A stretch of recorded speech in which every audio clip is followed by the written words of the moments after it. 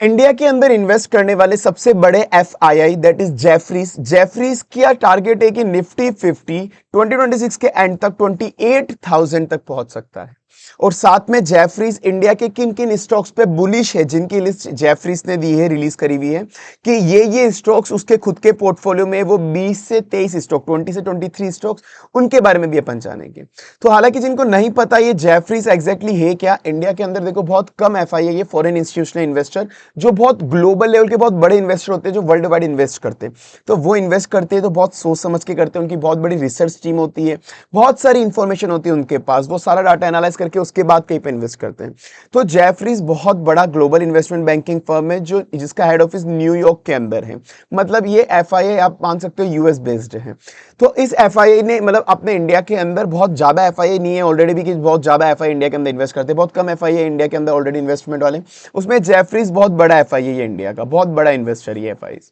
अब उसके अंदर इस जेफरीज का कहना है कि अभी इसने मार्च 2027 पे, मतलब जब यूएस की वॉर चल रही थी, यूएस ईरान वाली, उसके बाद भी उसने ये एक वैल्यूएशन निकाला है कि निफ्टी कितनी पहुंच सकती है।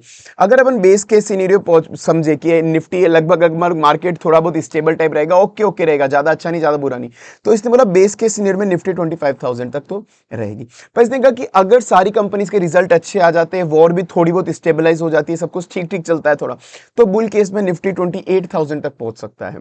2026 के एंड तक की बात हो रही है ये। और उसके बाद अगर अपन बियर केस की बात करें अपन यहां पर कि अगर वॉर कभी खत्म ही नहीं हुई, बिल्कुल गंदा चलता जा रहा है, ऑयल की प्राइसेस बढ़ती जा रही है, तो उस केस के अंदर भी 22,400 इसका बियर केस होगा, सबसे गंदा केस होगा कि निफ्टी इससे ज्यादा नीचे जनरली नहीं जाएगी। तो ये हालांकि मेरा टारगेट नहीं भाई, पहले बता दूं ये जेफरीज का टारगेट है। आगे अपन जो शेयर डिस्कस करेंगे मेरी तरफ से कोई बाय सेल रिकमेंडेशन नहीं होगी, वो बस जेफरीज ने लिए है, उसके बारे में अपन डिस्कशन करेंगे क्यों लिए हो सकते हैं, ये सब फंडामेंटल होगा, ये सब एनालाइज करेंगे। तो ये निफ्टी का टारगेट है 2026 के एंड तक का जेफरीज की तरफ से। तो आइए अपन डिस्कस करते हैं कि उसने कौन कौन से शेयर उसके पोर्टफोलियो में लिए हुए, किस किस पे वो बुलिश है कंपैरेटिवली। तो उसके पहले अगर आपने वीडियो अच्छी लगी हो तो प्लीज वीडियो लाइक कर देना, चैनल याद रखें सब्सक्राइब कर देना, बेल आइकन नोटिफिकेशन प्रेस कर देना। तो लाइक सब्सक्राइब बेल आइकन। तो चलिए ये शुरू करते हैं फिर अपन वीडियो। तो अब अपन डिस्कस करने वाले हैं कि जेफरी किन किन सेक्टर और किन किन स्टॉक्स पे बुलिश है। हालांकि आपको मैं स्टॉक की लिस्ट बता दूं, जेफरी ने क्या करा हुआ है, उसकी एक 23 स्टॉक की लिस्ट है जो उसके पोर्टफोलियो में के अंदर रहता है, उसको वो रीबैलेंस करता रहता है। कि अब जैसे उसने रिसेंटली मार्च और अप्रैल के अंदर कुछ रीबैलेंसिंग करी, उस 23 स्टॉक के अलावा कुछ एडिशनल स्टॉक प्रिस्क्राइब करे, 23 स्टॉक में से कुछ स्टॉक निकाले। तो रिसेंट जो मार्च अप्रैल का डाटा था, अलग अलग उसकी रिपोर्ट से सारी मैंने कॉम्बाइन करके एनालाइज करके फाइनल उसकी तरफ से जो भी स्टॉक्स थे वो मैं आपके सामने भी रखने वाला हूं, एक बार वो देख लेना। साथ में इसको अपन सेक्टर वाइज चलने वाले हैं अपन, कि मैंने इनको सेक्टर वाइज बाइफिकेट कर दिया कि बैंकिंग सेक्टर कौन से, ऑटोमोबाइल सेक्टर कौन से, उसके अंदर कौन कौन से शेयर्स हैं जो उसके पोर्टफोलियो में या फिर जिस पे वो बुलिश है, उस हिसाब से अपन चलने वाले हैं। तो चलिए आइए शुरू करते हैं। तो सबसे पहले अपन चलते हैं अपने बैंकिंग सेक्टर के ऊपर। जेफरी ने बैंकिंग सेक्टर को अभी एक ओवरवेट सेक्टर दिया है, ओवरवेट दिया है बैंकिंग सेक्टर को, कि मतलब बैंकिंग सेक्टर पे बहुत ज्यादा बुलिश है। रीजन बिहाइंड इट, क्योंकि उसका कहना है कि क्रेडिट ग्रोथ बहुत अच्छे से हो रही है, कि वो लोगों को जो लोन दे रहे हैं इंडिया के बैंक वाले, उनकी ग्रोथ बहुत ज्यादा हो रही है, साथ में उनकी असेट क्वालिटी बढ़ रही है, क्योंकि उनका एनपीए कम होता जा रहा है। तो इसलिए उसने बैंकिंग सेक्टर को आप मान लो सबसे अच्छी रेटिंग दी, आप ये समझ सकते हो। उसके अंदर भी जो उसने टॉप बैंक्स बताया कि जिसके अंदर वो खुद से बुलिश है, वो है एचडीएफसी, एसबीआई, आईसीआईसीआई और एक्सिस बैंक। ये चार बैंक उसने बताया। जिनको पता है इंडिया का नंबर 1 बैंक एसबीआई बैंक आता है, वो अगर अपन पीएसयू बैंक की बात करें तो नंबर 1 एसबीआई आता है। फिर वापस प्राइवेट बैंक के अंदर नंबर 1 तो एचडीएफसी, सेकंड पे आईसीआईसीआई आता है, थर्ड पे एक्सिस बैंक आता है। ये इनकी जनरल रेटिंग लगती है, जिनका मैंने डिटेल ऑलरेडी एक बैंकिंग सेक्टर की वीडियो बनाई है, मैंने ये चारों बैंक उसमें डिस्कस करे, उसका लिंक मैं डिस्क्रिप्शन में अटैच कर दूंगा। पर एक बार मैं आपको ऊपर से बता दूं, जैसे रिटर्न ऑन इक्विटी की बात करूं तो एचडीएफसी बैंक का 13%, इसका 14%, इसका 15%, इसका 13%। तो आईसीआईसीआई का रिटर्न ऑन इक्विटी सबसे अच्छा है।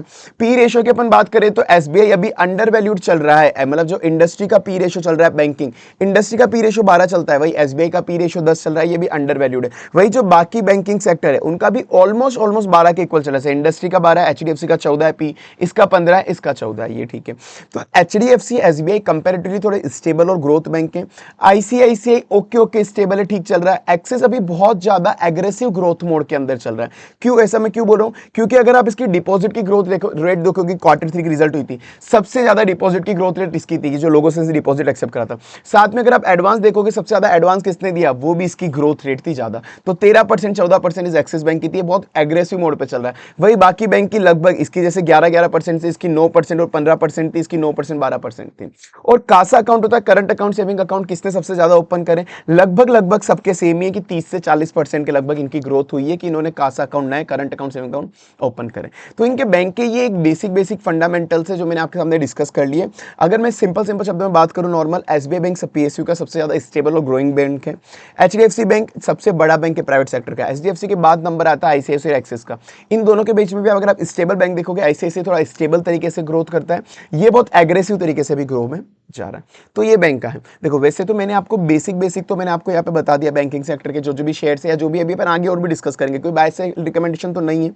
पर फिर भी अगर आपको लग रहा है कि यार किसी शेयर के और डिटेल फंडामेंटल अगर आपको देखने हैं तो आप जैसे एंजल वन की वेबसाइट पे जा सकते हो। जैसे ये एंजल वन की वेबसाइट पे मैंने चला रखा है। एचडीएफसी बैंक, एचडीएफसी बैंक अभी 810 रुपए का चल रहा है। एचडीएफसी बैंक का आरओसी कितना है, पी रेशियो कितना है, बुक वैल्यू कितना है, profit after tax, profit before tax, ये सारे फंडामेंटल्स आप यहाँ से देख सकते हैं एंजल वन की वेबसाइट चला के। तो यहाँ से अगर आपको कोई भी रैशनल डिसीजन लेना है तो आप रैशनल डिसीजन ले पाओगे। तो ठीक है, एक बार आप ये देख सकते हो। उसके बाद बैंकिंग सेक्टर के बाद अपन नेक्स्ट सेक्टर पे चलते हैं, that is health care and pharma sector. Health care pharma sector अब आपको पता है एक तरह का डिफेंसिव सेक्टर है। मार्केट चाहे बढ़े गिरे कुछ भी, मतलब किसी भी इकोनॉमी का कुछ भी हाल हो, हेल्थ केयर सेक्टर एक ऐसा सेक्टर है जो कंपैरेटिवली हमेशा हर चीज को स्टेबल मोड में लेता है। मतलब क्योंकि हेल्थ केयर एक बेसिक नेसेसिटी है, चाहे मार्केट गिरे, इकोनॉमी गिरे बढ़े, हेल्थ केयर पे तो लोग इंसानों को ये बेसिक नेसेसिटी है कि रुपए लगाने तो लगाने ही पड़ेंगे। अगर मैं बीमार हूं तो मुझे ठीक होना ही पड़ेगा। तो इसीलिए हेल्थ केयर फार्मा सेक्टर पे उसका एक तरह का पॉजिटिव आउटलुक है। उसने अप्रैल 2026 मतलब इसी बार में भी एक साई लाइफ साइंस, ये एक नई कंपनी उसने अपने पोर्टफोलियो में ऐड करी है जो एक फार्मा सेक्टर है, जिस कंपनी का फंडामेंटल सही चल रहे हैं, रिटर्न ऑन इक्विटी 13% है। पर ये पी रेशियो का थोड़ा ज्यादा चल रहा है। इंडस्ट्री का पी रेशियो 31 चलता है, इस कंपनी का 61 चल रहा है, तो थोड़ा सा ओवर वैल्यूड है। डेट टू इक्विटी का 0.18 है, मतलब डेट कोई ज्यादा कंपनी के अंदर है नहीं। कंपनी का काम क्या है, कंपनी का काम सीआरडीएमओ का, सीआरडीएमओ मतलब कॉन्ट्रैक्ट रिसर्च एंड डेवलपमेंट होती है कि जो बाकी की जो फार्मा कंपनीज है, वो बाकी की फार्मा कंपनीज इस कंपनीज को बोलती है कि आप हमारे लिए रिसर्च करो मेडिसिन पे, हमारे लिए बताओ कि आप रिसर्च करके कि इस मेडिसिन को कैसे बनाया जा सकता है, वो मेडिसिन हमको बना के एक बार बताओ। तो ये उनके लिए contract research development and manufacturing का काम करती है। इवन ये बायोटेक्नोलॉजिकल कंपनीज के लिए भी मदद करती है। बायोटेक्नोलॉजिकल कंपनीज की जो मेडिसिन बनाती है, ऐसे इंडिया के अंदर वैसे भी बहुत कम कंपनीज है, ये बहुत कॉम्प्लेक्स प्रोसेसर होता है। तो एक इस पे अभी जस्ट अप्रैल 2026 पे इसने बैट लगाया है। उसके बाद सेकंड कंपनी है max health care. Max health care आपको पता है कि आपने सुना होगा ऑलरेडी, बहुत बड़ी फार्मेसी और हॉस्पिटल की चेन है ये। इसमें इस पे इसकी रिटर्न इक्विटी 13% है। पी रेशियो इसका 64 चल रहा है, वो इंडस्ट्री का 53 चलता है। इसका डेट इक्विटी 0.33, डेट ज्यादा नहीं है। और उसके बाद उसके बाद इसी में next company star health and allied insurance. इस स्टार एंड अलाइड इंश्योरेंस का अगर आप देखो नॉर्मल इंश्योरेंस कंपनी है, तो आपको पता ही है डेट टू इक्विटी 0.06, कंपनी में डेट नहीं है, रिटर्न ऑन इक्विटी डिसेंट चल रहा है। पी रेशियो इसका बहुत ज्यादा ओवर वैल्यूड मुझे लगा है। 15 का इंडस्ट्री का पी रेशियो चल रहा है, इसका 61 चल रहा है। तो पी रेशियो की वजह से मुझे पर्सनली ये थोड़ी बहुत रिस्की कंपनी लगती है स्टार हेल्थ अलाइड इंश्योरेंस। ये इसलिए मैंने यहाँ पर रिलेटेड रिस्की है, मेरे हिसाब से रहेगा, क्योंकि पी रेशियो बहुत ही ज्यादा चल रहा है कंपेरेटिव। तो ये health care and pharma sector companies थी। अगेन प्लीज वीडियो अगर आपने लाइक नहीं करी तो लाइक कर देना, चैनल याद है कि सब्सक्राइब कर देना और बेल आइकन नोटिफिकेशन प्रेस कर देना। Like subscribe bell icon notification, ताकि आने वाली वीडियोस आपको मिलती रहे इंस्टेंटली। अब उसके बाद देखो मैं थोड़ा जल्दी डिस्कस कर रहा हूं। उसके बाद अगर आपको किसी भी शेयर के बारे में कुछ पूछना है मुझे कमेंट सेक्शन में पूछ लेना, क्योंकि 20 से 23 स्टॉक डिस्कस करने ज्यादा डिटेल में मैं नहीं कर पाऊंगा। तो मैंने जो मेन की फंडामेंटल है वो आपके सामने में ले आया हूं।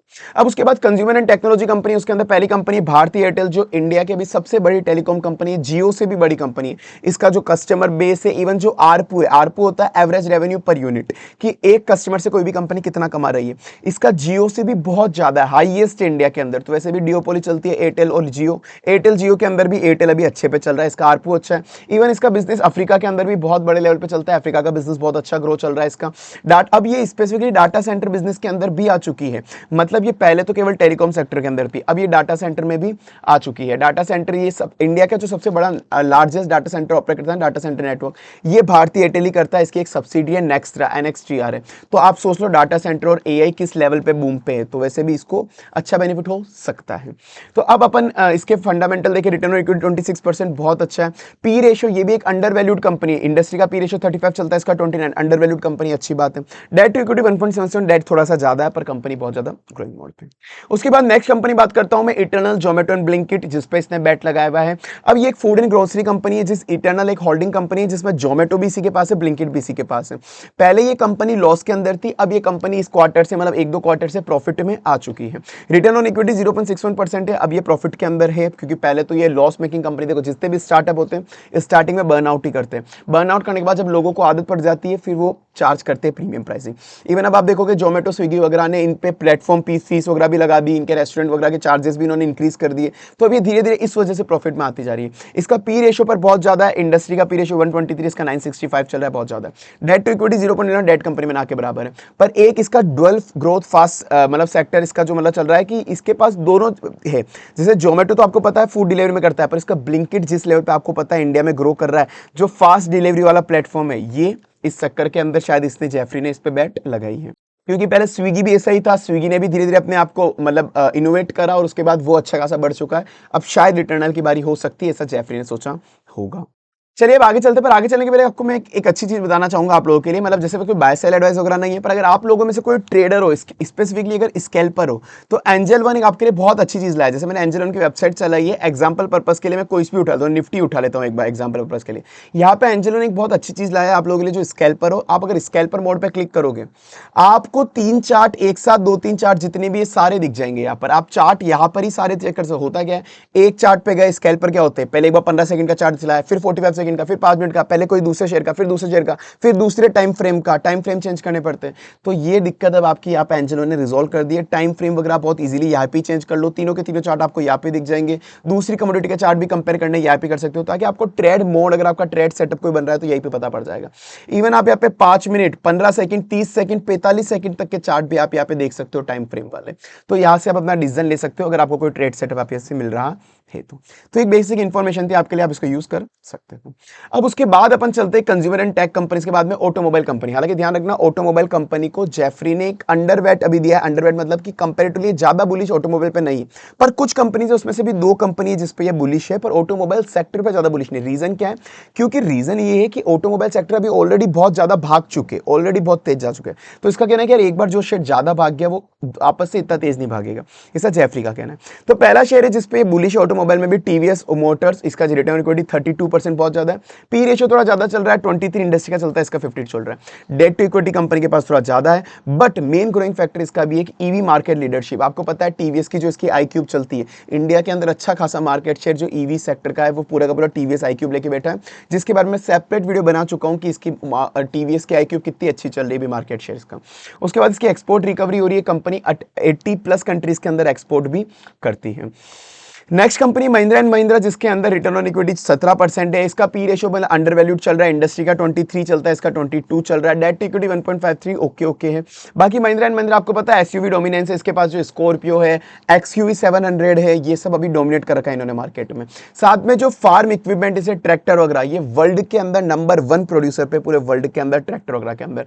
ईवी ट्रांजिशन भी इसका अच्छा चल रहा है, आपको पता है महिंद्रा की जो गाड़ी आ रही है ईवीज की कितनी अच्छी चल रही है अभी मार्केट के अंदर। तो ये ऑटोमोबाइल सेक्टर है। उसके बाद नेक्स्ट सेक्टर में अपन डिफेंस एंड इंफ्रा वाला सेक्टर, बट वही प्लीज उसने आपके उसके पहले वीडियो लाइक नहीं करी, प्लीज लाइक कर देना, चैनल है आदर के सब्सक्राइब कर देना और बेल आइकन नोटिफिकेशन प्रेस कर देना। Like subscribe bell icon notification. तो डिफेंस इंफ्रा के अंदर इसने सबसे पहला स्टॉक जैसे अपना है यहाँ पर एचएल, जो डिफेंस एरोस्पेस में काम करता है। आपको पता होगा एचएल का काम क्या है। एचएल सिंपल है, फाइटर जेट्स वगैरह बनाता है, हेलीकॉप्टर बनाता है जो अपने इंडियन आर्मी को सप्लाई करता है। तो यहाँ पे इसका रिटर्न इक्विटी 23 चल रहा है, कंपनी बिल्कुल डेट फ्री है और इसका पी रेशियो भी बहुत सही है, मतलब अंडर वैल्यूड चल रहा है। इंडस्ट्री का पी रेशियो 41 है, इसका 27 चल रहा है, अंडर वैल्यूड कंपनी है। इसकी जितनी सेल है ना उससे 6 टाइम ज्यादा तो इसके पास ऑलरेडी ऑर्डर पड़े, 2.5 लाख करोड़ के अप्रोक्सीमेटली इसके पास ऑर्डर बुक वैल्यू इसके पास पड़ी हुई है। इसका 60% revenue repair and overall services से आता है, कि इसने जो एक बार एयरक्राफ्ट सप्लाई कर दिए, हेलीकॉप्टर सप्लाई कर दिए, उनकी रिपेयर भी लाइफ टाइम इसी को करनी है, तो ये बहुत बड़ा मार्जिन इसको यहाँ पे मिल जाता है। पर इसका एक नेगेटिव फैक्टर जो अभी आपको रिसेंटली पता पड़ गया होगा, जैसे तो ये कंपनी मोनोपोली है कि जितने भी इंडियन आर्मी को फाइटर जेट हेलीकॉप्टर देने होते यही देता है। पर अभी एक इंडियन आर्मी को 5th जनरेशन फाइटर जेट बनाने थे, जिसका ऑर्डर इसको नहीं मिला, इसको टेंडर से निकाल दिया गया कि भाई तेरे पास ऑलरेडी बहुत सारे ऑर्डर पड़े, उसको तो पहले पूरा कर, वरना तो इसमें भी टाइम ले लेगा। तो एक ये नेगेटिव चीज हो सकती है, बाकी सब पॉजिटिव चल रहा है। पर उसकी वजह से शेयर की प्राइस बहुत ज्यादा गिर चुकी है, तो शायद जेफरीज को ये दिखा होगा। ठीक है, नेक्स्ट अपन बात करते हैं जेएसडब्ल्यू स्टील, जो एक इंफ्रास्ट्रक्चर कंपनी मतलब स्टील मैन्युफैक्चरिंग कंपनी है। इसकी अगर आप कैपेसिटी देखोगे, पहले इसके पास 8 मेट्रिक टन पर एनम की कैपेसिटी थी FY 2010 के अंदर। अब इसको इसने इंक्रीज करके FY 25 में 34 MT पर एनम कर लिए। जो इसका टारगेट है FY 29 में 43 MTA तक इसको ले जाना है, MT पर एनम तक ले जाना है। इंडस्ट्री का पी रेशियो चलता है 27 चलता है, इसका 35 चल रहा है, थोड़ी सी ओवर वैल्यूड है। रिटर्न ऑन इक्विटी 7%, डिसेंट है। डेट टू इक्विटी 1.22, ओके है। बस इसमें एक चीज ध्यान रखनी चाहिए कि भाई जो स्टील की प्राइसेस है बहुत ज्यादा हाईली वॉलेटाइल है, क्योंकि ग्लोबल मेटल की प्राइसेस बहुत ज्यादा चेंज होती है, तो इस कंपनी के प्रॉफिट रेवेन्यू पे इस पे इंपैक्ट आ सकता है अगर ग्लोबल प्राइसेस चेंज हुई तो। एक चीज आपको ध्यान रखनी है। उसके बाद नेक्स्ट कंपनी अपनी अंबुजा सीमेंट मैन्युफैक्चरिंग कंपनी है। रिटर्न ऑन इक्विटी 10% का है। पी रेशियो इसका 20 चल रहा है, इंडस्ट्री का 32, मतलब ये एक अंडर वैल्यूड कंपनी है, अच्छी बात है। डेट टू इक्विटी 0.22, कंपनी में डेट ना के बराबर है, डेट एक तरह से है ही नहीं। कंपनी अभी रिन्यूएबल एनर्जी को यूज करने पे फोकस लग रही है कि जहां जहां पे वो डीजल कोल वगैरह ये सब यूज लेती है, अब सब जगह वो रिन्यूएबल एनर्जी लगा रही है कि हमको रिन्यूएबल एनर्जी यूज लेनी है, सस्ती भी पड़ेगी और इको फ्रेंडली भी होगी। साथ में अभी आपको पता है कि ये इसने, अगर आपने न्यूज देखी हो तो इसने अपनी डेडिकेटेड रेलवे लाइन बना ली, क्योंकि क्या होता है इसको लॉजिस्टिक कॉस्ट में बहुत ज्यादा रुपए लगाना पड़ता है, रॉ मटेरियल लाने में, माल सप्लाई करने में। खुद की रेलवे लाइंस बना रहा है डेडिकेटेड कि हम उसी से माल सप्लाई करेंगे और वहां से रॉ मटेरियल आएगा, अच्छी बात है। नेक्स्ट उसके बाद एक कंपनी है मैक्रोटेक डेवलपर, जिसको आप लोधा बिल्डर नाम से जानते होंगे। स्पेसिफिकली जो मुंबई वाले लोग हैं वो तो जानते ही होंगे, महाराष्ट्र वाले लोधा बिल्डर कितना बड़ा बिल्डर है रियल एस्टेट का। अब इसके रिटर्न ऑन इक्विटी 15% चल रहा है, इसका पी रेशियो 21 चल रहा है, इंडस्ट्री का 28 चलता है, तो अंडर वैल्यूड है। Debt to equity 0.45, debt okay है यहाँ पर। अब इसका काम क्या है, ये luxury and residential real estate project उठाता है। स्पेसिफिकली आपने मुंबई नागपुर यहाँ पे देखे ही होंगे कि बहुत अच्छे तरह से रेसिडेंशियल डेवलपमेंट करता है। साथ में इसके अलावा ये कॉमर्शियल बिल्डिंग भी बनाता है, ऑफिसेज भी बनाता है, पूरे के पूरे बड़े बड़े प्रोजेक्ट लेता है ये। तो लोधा बिल्डर्स आप एक देख सकते हो। उसके बाद नेक्स्ट सेम डीएलएफ, जो स्पेसिफिकली गुड़गांव वाले लोग जानते होंगे, दिल्ली गुड़गांव वाले। डीएलएफ भी एक रियल एस्टेट डेवलपर है जो सुपर लग्जरी प्रोजेक्ट बनाता है, स्पेसिफिकली जो गुड़गांव के अंदर बनाता है। गुड़गांव में इसके और भी बहुत ज्यादा प्रोजेक्ट अभी लॉन्च हो चुके हैं पहले के अलावा। पूरा का पूरा गुड़गांव एक तरह से डीएलएफ ने ही बसाया था, जिनको पता होगा वो पता होगा। और रिटर्न ऑन इक्विटी 9 से 10% इसका चलता है। पी रेशियो इसका मतलब ऑलमोस्ट इंडस्ट्री के इक्वल चल रहा है, इंडस्ट्री का 28 है, इसका 29 है, ऑलमोस्ट इंडस्ट्री के बराबर है ऑलमोस्ट। डेट टू इक्विटी 0.04, इसका भी डेट एसेस कंपनी का कुछ है नहीं, तो ये डिफेंस एंड इंफ्रास्ट्रक्चर कंपनी है।